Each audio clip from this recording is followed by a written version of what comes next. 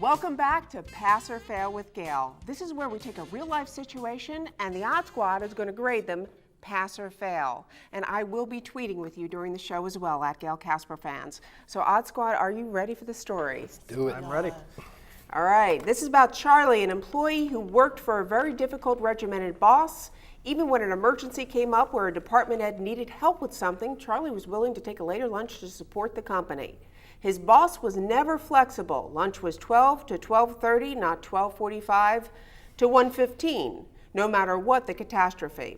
One day, the boss's computer crashed, so Charlie started to work on the problem, but he didn't have time to finish. At 5 o'clock, Charlie started to head out the door. The boss yelled, "Hey, yo, Charlie, you gotta stay and finish this."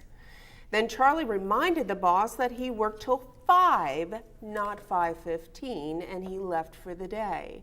So I need Odd Squad, decide, pass or fail. All of you tweet with me. Let me know what you think. Should this be a pass or fail situation? All right, we're going to start with our expert. Robin, what do you think? Is it pass or fail? I like it. I think he passes. I think he stood up for himself. I agree. Sydney? Well, I think he failed because not only should he have told him that he worked till 5:15, but he should have quit in an extravagant way. Maybe threw his computer at him, broke his computer, did something to his computer, just to let him know that he wasn't playing. I have to go with pass. I like it. There's nothing funnier than throwing your boss's nonsense right back in their face. I also would have suggested staying until 5:30 and then coming in a half hour late the next day, citing the exact same precedent. Okay, there you go. And I mean, I got to give him a pass. I love the fact that he stood up for himself. I'm a little concerned that he might be screwed in the long run because if the boss isn't happy, unless he makes a lateral move inside the department, it may not work for him. Yeah. He definitely gave the boss the upper hand. He did. He did. He's a little bit shaky. Yeah. But all right, let's take a look at the next one. This employee received a telephone call from his irrational boss who started yelling at him. Employee said, "I can hear that you're emotional. I'm not going to talk to you right now. Let's discuss this when we can both manage the situation in a more logical manner." And then the employee hung up. All right, Odd Squad, decide, pass or fail. All of you tweet with me. Let me know what you think. Is this a pass or fail situation? All right, let's start with Robin. What do you think? Fail. You should never hang up on your boss.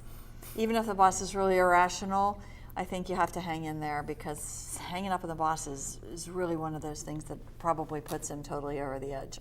Everything he said was great, but he probably should have just hung on there respectfully and taken it.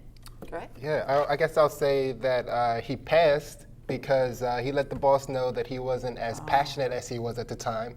And you can't have a discussion where one person's passionate and the other person's not. Yeah. So we'll talk about this when I can match you. So I think you passed on my time. I'm going to have to go with fail in this situation. I used to take this exact same tact with my ex-girlfriend, and I know for a fact that if he keeps this up, then his boss is just going to replace him with a fatter, dumber, less educated version of himself just because he has a motorcycle. And you know what? I'm kind of like in a bail situation. Instead of pass or fail, I'm kind of bailing here because in one respect I like what he did. The other respect, it's kind of like I don't know what kind of positive result is going to come from. We need a commitment. We need a commitment, Gail. Then I'm going to have to fail him. Yeah. For his best interest. Here you go. All right, let's take a look at the next one. My boss has terrible body odor that actually lingers long after he's left the room. So just like CSI, myself and the other employees coat our nostrils with Vicks to try to block out the smell. How did they handle the situation? Decide, pass, or fail. All of you tweet with me at Gail Casper Fans. Let me know what you think. Robin, what do you think? Oh, that is the hardest thing in the world to tell somebody they have body odor. Basically, you pass it to human resources. That's what you do. You take that and you go to the human resources person. So you're going to fail them? Well, what are you going to do? Yeah, I mean, you don't tell them directly. Make it a human resources person tell I them. would. No. Tell the human resources Well, person. I think I'll go with pass. I'll pass these guys because number one, it could have been allergy season and Vicks helps with that. And number two, we don't know if the boss wasn't trying to have the place smell a way that he's comfortable. You know, so that we're looking at it as bad body odor, and he could be looking at it as atmosphere. Atmosphere. Yeah. Atmosphere, like lighting a candle. Atmosphere. Yes, atmosphere, lighting a candle. Trash candle. Yeah, trash candle. I see. And that's interesting concept there, Sydney. And Rob. I'm going to go with fail. I actually work in human resources. Thank you, by the way. I have had to fire someone because they had bad body odor. And by some stroke of luck, when I got to his desk, he was sleeping, and I got to fire him for that instead. But you can terminate someone for having bad hygiene. So instead of just putting up with it, I would have canned that person immediately. And that's it, yeah. And I'd fail, only because I say be direct. I think it's better that people don't have to guess what's going on. So we will be right back in a moment. Robin, I want to thank you so much for being here with us. you. It's been We'll be great. right back.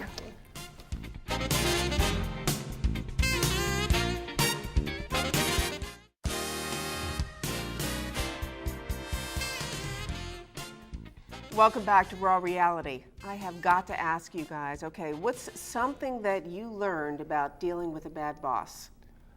I think what I learned through this with the help of the expert Robin is that bad bosses are really just terrible people.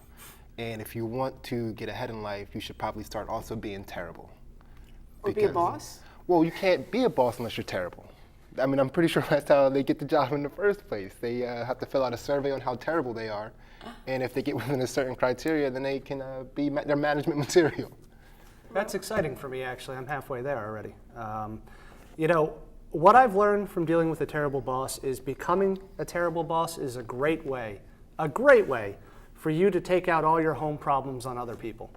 You know, that's really what I've learned, and I'm excited to do that one day. Beautiful. Yeah. I'm loving that. All right, dealing with a bad boss is never fun, especially if the boss doesn't think they're doing a bad job. Whether you talk it out with friends or, if necessary, human resources or a lawyer, figure out the best answer for you. And one final thought to consider, something we didn't talk about tonight. Is it you? Are there areas you need to improve or skills you need to develop? Do you need to take responsibility? I mean, the grass isn't always greener. Whether you're a kid, an employee, or a spouse, let's face it, unless you're God, everybody's got somebody to suck up to. For more tips and my latest audio on dealing with bad bosses, visit our website, rawrealitywithgailcasper.com. Next week, it's all about kids. Do we love them or hate them? I want to thank our sponsors, GetMaineLobster.com, our guests, and all of you for joining us. I'll see you next week.